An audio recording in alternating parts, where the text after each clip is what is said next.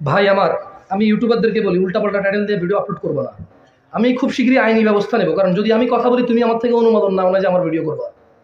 আমি তোমাকে বলি ফেসবুক, আমি তো ওখানে কিছু করতে পারবো না। তবে আমার মনে হচ্ছে সাইবারে যায় যোগাযোগ করলে হেল্প পাওয়া যাবে, যে আমি যে বক্তব্য দিয়েছি ও আমার থেকে অনুমতি নেয়নি, না নিয়ে আমার ভিডিও রেকর্ড করেছে। ভিডিও রেকর্ড করে এটা সে বাণিজ্যিকভাবে আপলোড দিয়ে, এটা দিয়ে মনিটাইজেশন করে টাকা উপার্জন করে। সে আমার ভিডিও আমার থেকে অনুমতি না নিয়ে বাণিজ্যিকভাবে এটাকে ব্যবহার করছে, যা খুশি তা টাইটেল দিচ্ছে, আমার সাথে তার কোনো চুক্তি হয় নাই। তো ফেসবুকে না তোমার আমি কিছু করতে পারবো না, বাট তুমি বাংলাদেশে থাকলে তো তোমার সমস্যা হতে পারে। সব খবরদার, ও আজ রেকর্ড করতেছো, ছাড়ো, যা খুশি করো, যা আসে না। আর ওই হারাম উপার্জন করতেছো, ওখানেও কিছু বলতেছি না, শুধু আজে বাজে টাইটেল দিয়ে অর্ধেক অপরিপূর্ণ ওয়াজ দিবা না। তোমার কি লাভ আমার দুনিয়ার মানুষের গালি গালা শুনে? ওই দিন আমি বাংলাদেশে আসছি, আমি কখনো স্কুল কলেজ মাদ্রাসায় যাইনি, আমার যাওয়ার দরকার হয়নি। তা আমি আমার সম্বন্ধী একজনকে নিয়ে, উনি বললো যে ঢাকা একটা কলেজে বা বিশ্ববিদ্যালয়ের দিকে আমাকে নিয়ে গেছে। তো আমি ঢুকতেই দেখলাম যে ছেলে মেয়ে একসাথে বসে আছে, অনেকেই বসে আছে, বসে বসে কথা। পরে আমি নামছি গাড়ি থেকে নামে, আমি খুবই দুস্তবোধ করতেছিলাম, কারণ আমাকে তো মানুষজন চেনে না। আজকে জিনিসটা ভালো লাগতেছে না, চলে যাই। তো ইউটিউবের টাইটেল দিয়েছি কি জানেন? জামশেদ মজুমদার কখনো স্কুল কলেজ মাদ্রাসা চোখে দেখেনি। মানে কি? এখন দেখেন, সে কিন্তু বলবো যে আমি বলছি, যে মিথ্যা হবে না। তো তুমি, আমি কি তোমার সব খুলে বলবো? তুমি আর টাইটেল পাও না? হ্যাঁ বেয়াদব, কি করা? কমেন্টে যা দেখেছি মিনিমাম 10,000 মানুষ আমার জাহেল বলছে। কি বলবো?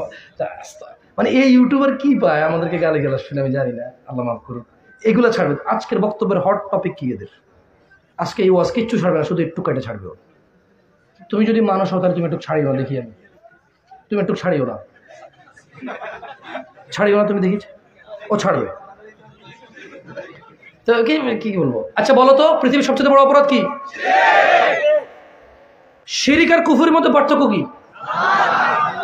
মুসলমান আর মুনাফিকের মধ্যে পার্থক্য কি? কেউ ভুলে গেছে, কেউ মনে রাখছে। মুনাফিক আর মুসলমানের মধ্যে পার্থক্য কি? আর শিরিক আর কুফরের মধ্যে পার্থক্য কি?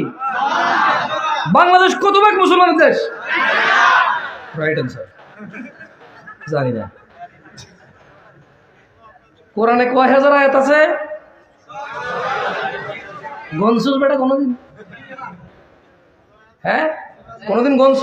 কোরআনের সব সূরার মধ্যে কিন্তু বিসমিল্লাহ দিয়ে স্টার্ট হয়, আউযু বিল্লাহ লেখা থাকে না প্রিন্টে। তুমি যদি 114 মধ্যে 114 বার আউযু বিল্লাহ লাগাও, গনো, তাও 66 হবে না। গইনা দেখো কোনোদিন। কোনো এক জায়গায় একবার সময় ছিল না, কি করবো বুঝছি না, পরে কাছে গইনা দেখি টুকন রায়াত কটা।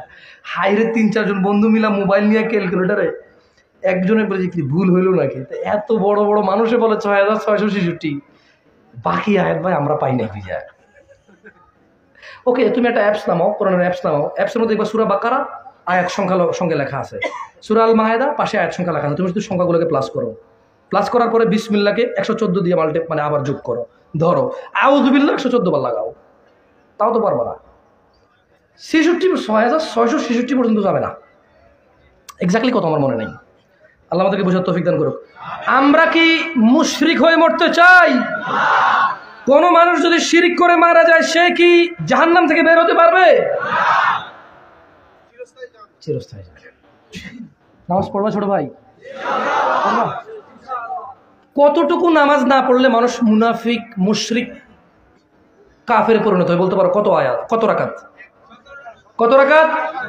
ফজরের, জোহরের, আসরের, মাগরিবের, ইশার, এগুলো ছাড়া একজন মানুষ এগুলো ছেড়ে দিলে সর্বোচ্চ মুনাফিক, মুশরিক, কাফের ছাড়া আর কিচ্ছু হয়ে উঠতে পারবে না। যত দান থাকুক, যত সাদাকা থাকুক, কিচ্ছু লাভে আসবে না।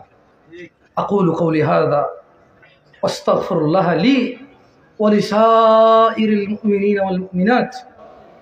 অবশেষে আমি বলতে চাই, আল্লাহ আমাকে ক্ষমা করুক এবং যত মুসলমান মুমিন পুরুষ ও মুমিনাত নারী রয়েছে সবাইকে আল্লাহ ক্ষমা করুক।